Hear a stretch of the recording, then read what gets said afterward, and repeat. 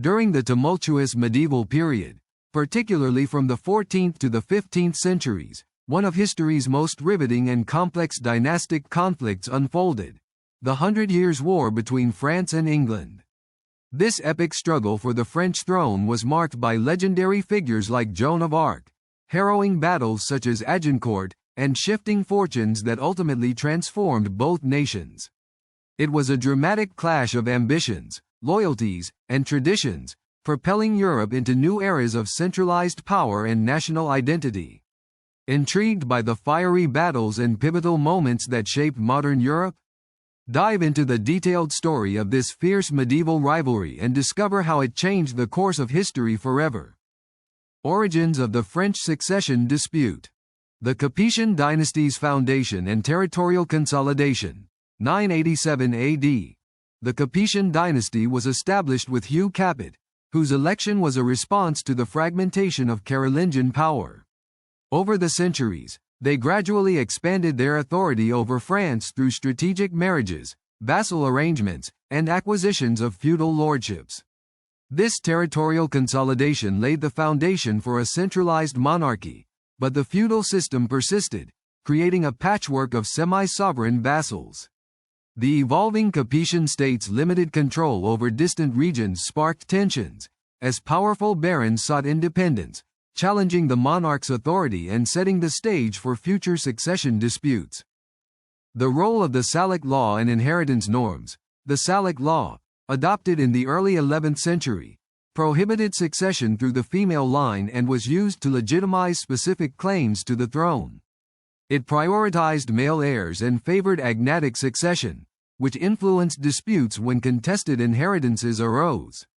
These inheritance rules became critical during the reigns of successive Capetians, especially when disputes emerged over the royal succession, often involving claims from different branches of the royal family and neighboring nobles vying for power. The Angevin Empire and English claims. 12th century. The marriage of Eleanor of Aquitaine to Henry II of England in 1152 created a vast Anglo-French realm, including Aquitaine, Normandy, and other territories. This union complicated the political landscape, as English monarchs began holding lands in France, challenging the sovereignty of the French crown.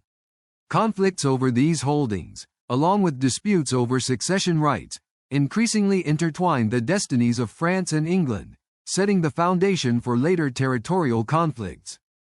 The Treaty of Paris, 1259, and its aftermath. This treaty, concluded between King Louis IX of France and Henry III of England, aimed to resolve boundary disputes and territorial claims. While it temporarily stabilized relations, it also codified the division of lands, reinforcing the notion that certain territories like Aquitaine were vassal possessions of the French crown but held by English monarchs, creating ongoing tensions. The treaty laid groundwork for future disputes by formalizing ambiguous claims. The threat of dynastic succession and feudal loyalties. Disputes often arose over the legitimation of heirs, especially when monarchs died without clear successors. The feudal system's loyalties meant that powerful vassals could choose sides or claim independence based on kinship ties or ambitions. This environment fostered internal unrest and external conflicts, fostering a climate where succession disputes could threaten the stability of the entire realm. The Capetian consolidation and challenges. Centralization under Philip II Augustus, 1180 to 1223. Philip II dramatically expanded royal authority, recapturing Normandy and several key territories from the Angevin kings of England. His administrative reforms, including the use of bailiffs and royal agents, diminished noble power and increased direct control of royal lands. His military successes and diplomatic strategies laid the groundwork for a more centralized state, but internal noble opposition persisted, often challenging royal authority. The role of the Burgundian and Capetian factions. The internal power struggle between different noble factions, such as the Burgundians and other powerful barons, often challenged the central authority. These factions had their own armies and territorial ambitions, influencing succession issues and wars of succession within France. The Capetian kings often relied on alliances and marriages to neutralize or incorporate these factions into their realm. The Anglo-French wars over territory, Anglo-French conflicts, especially those involving the Duchy of Aquitaine, imperial claims, and territorial disputes, intensified during the 12th and 13th centuries. These wars stemmed from overlapping claims, marriage alliances, and the ambitions of monarchy and nobility. Key battles, such as Bouvines, 1214, demonstrated the increasing importance of national unity and royal power in resisting external threats. The rise of the French royal authority. Under Philip IV, 1285–1314, France saw a resurgence in royal power, including the suppression of noble privileges, the establishment of the Estates General, and efforts to standardize laws. These reforms aimed to strengthen the monarchy's control over both internal disputes and external diplomacy, setting the stage for future conflicts over succession and territorial claims. The influence of papal politics and allegiances. The Avignon Papacy, 1309–1377, influenced French politics, with the Church acting as a political actor supporting or rivaling royal authority. The papacy's alliances with French crown actors and the influence over succession disputes, such as the election of new popes, affected internal stability and external conflicts, highlighting the Church's role in feudal and dynastic struggles. The Hundred Years' War, trigger and major phases. Origins of the conflict. The Treaty of Paris, 1259, and the disputed succession.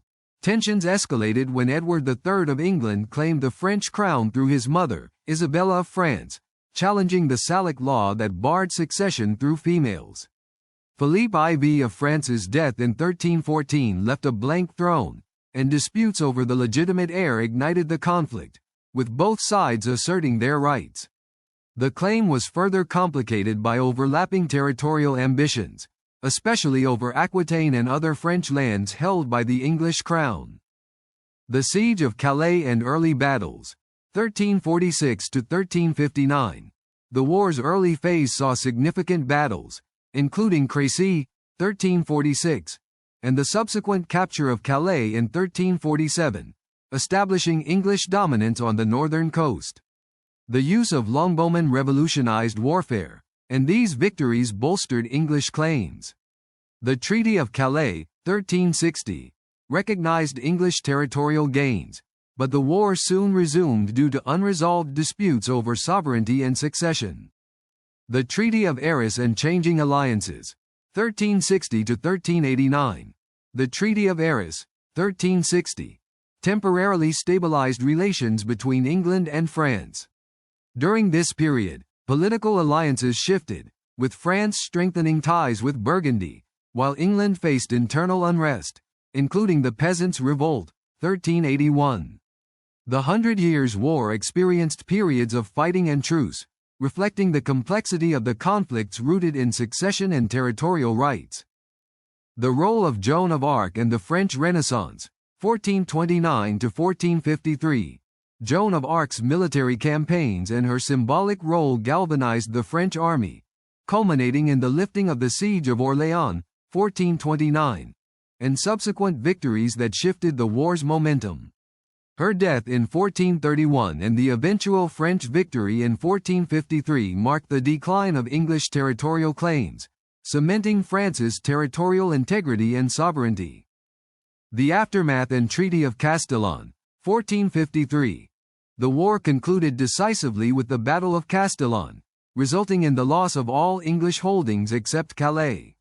The war's end reinforced the French monarch's central authority and marked the transition from a feudal realm fragmented by dynastic disputes to a more unified nation-state, although internal noble conflicts persisted. Feudal transition and the rise of centralized power. Legal and administrative reforms under Charles VII and Louis XI, the confiscation of noble lands, development of the French royal bureaucracy, and the establishment of standing armies reduced the power of feudal lords. Louis XI's policies of consolidating royal authority and extending control over provinces further diminished local aristocratic influence, transforming France into a strongly centralized state. The decline of feudal loyalties. The Hundred Years' War and internal reforms weakened traditional feudal bonds, as loyalty shifted from regional lords to the crown. The creation of national armies, taxes, and legal standardization diminished the importance of vassalage, paving the way for modern statehood. The growth of the French absolutist state. The monarchs began to accumulate greater powers, limiting noble influence and centralizing authority through policies like the taille, a direct tax that funded royal armies and administration. These changes marked the beginning of absolutism, moving away from federal feudal structures. The role of the Estates General and parliaments. These institutions allowed the crown to consult and impose laws, balancing aristocratic influence. Although limited initially, they became significant tools for royal policy implementation, gradually increasing royal control over political life. Cultural and national identity formation. The conflicts fostered a sense of French national identity, reinforced by language, art, and literature. The centralization efforts helped create a unified cultural identity, reducing regional particularisms inherited from feudal times. Modern legacy of the medieval succession disputes. Legacy of the Hundred Years' War in French national identity. The war fostered a sense of unity among the French people, emphasizing sovereignty and independence from external interference. The victory became a symbol of national pride, influencing the development of France's modern identity. The evolution of monarchic power and constitutional constraints. Medieval conflicts led to increased royal authority but also introduced notions of legal limits and parliamentary consultation, laying groundwork for modern constitutional monarchies. Impact on international law and diplomatic practices. The disputes emphasized the importance of treaties, diplomatic negotiations, and the concept of sovereignty. These principles remain central to international relations today. Lessons on feudalism and state formation. The transition from feudal fragmentation to centralized monarchy offers lessons on state-building processes, emphasizing the importance of legal reforms, central authority, and national unity. Influence on modern military and political structures. The innovations in warfare, such as the longbow and standing armies, along with the evolving role of monarchs, influenced the development of modern military organizations and the balance of power between rulers and subjects.